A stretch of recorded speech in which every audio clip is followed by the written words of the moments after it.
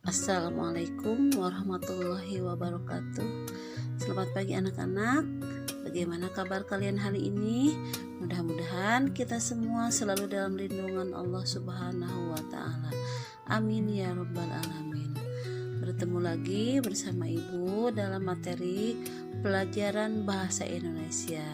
Nah, sebelumnya mari kita mulai pembelajaran hari ini dengan membaca basmalah bersama-sama. Bismillahirrahmanirrahim.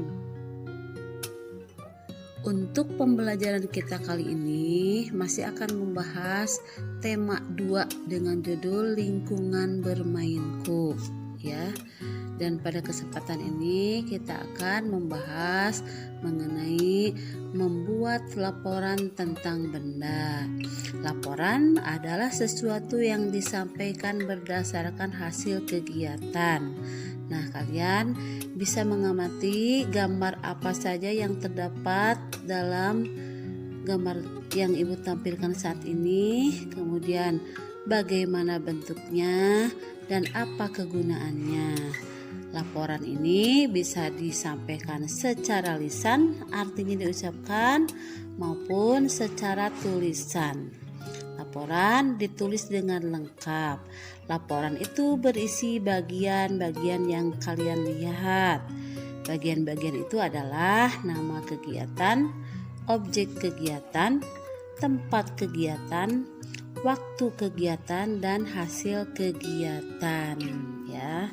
Jadi dalam pembelajaran ini diharapkan kalian bisa membuat laporan hasil kegiatan.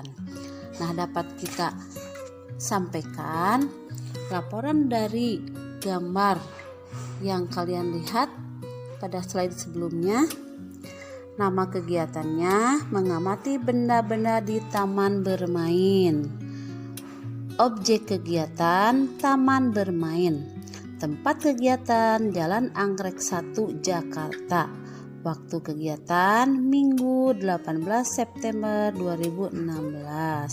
Hasil kegiatan pada pukul 4 sore saya mengamati sebuah taman bermain. Taman itu berada di dekat rumah saya. Saya melihat teman-teman sedang melakukan kegiatan di sana. Ada yang bermain bola, ada yang membaca, ada juga anak yang sedang menggambar. Saya melihat banyak benda di sana. Berikut adalah tabel laporan kegiatan mengenai benda-benda di taman bermain. Nomor 1, nama benda bola. Kalian lihat gambarnya bola seperti apa? Bentuknya bulat, warnanya merah. Yang kedua ada kanvas. Lihat gambarnya kanvas seperti apa? Bentuknya persegi panjang, warnanya putih. Kemudian benda selanjutnya ada buku, ya. Lihat gambar buku tersebut, bentuknya persegi panjang, warnanya biru. Kemudian ada kerucut jalan. Kalian lihat seperti apa gambar dari kerucut jalan itu? Ya, bentuknya sesuai dengan namanya, yaitu kerucut. Kemudian warnanya adalah oranye dan putih. Nah, demikian anak-anak contoh dari laporan hasil kegiatan pada materi kali ini. Untuk selanjutnya, mari kita melanjutkan materi pokok bahasan mengenai bagaimana menuliskan nama-nama benda dalam bahasa Indonesia dan bahasa daerah. Sebagaimana kita ketahui bahwa Indonesia memiliki banyak bahasa daerah. Hal itu dikarenakan bangsa Indonesia memiliki keragaman suku. Setiap suku memiliki bahasa yang berbeda. Oleh karena itu, bahasa Indonesia diperlukan sebagai pemersatu bangsa. Akan tetapi, kita tetap perlu melestarikan bahasa daerah. Nah, akan Ibu tampilkan beberapa contoh bahasa dari daerah tertentu. Kita lihat di dalam bahasa Makassar, misalnya kata kursi itu dinamakan kadera kalau di bahasa Makassar. Kemudian meja dalam bahasa Makassarnya mejang, sedangkan rumah dalam bahasa Makassarnya adalah bala. Yaitu ya sebagai sedikit pengetahuan untuk kalian mengenai contoh bahasa daerah Makassar. Selanjutnya ada lagi contoh bahasa Sunda ya. Di dalam bahasa Sunda ada yang dinamakan garpuh. Nah, dalam bahasa Indonesia garpu itu artinya garpu sebagai alat makan ya yang kita gunakan sehari-hari. Kemudian ada kata lomari. Lomari dalam bahasa Sunda, lemari dalam bahasa Indonesia.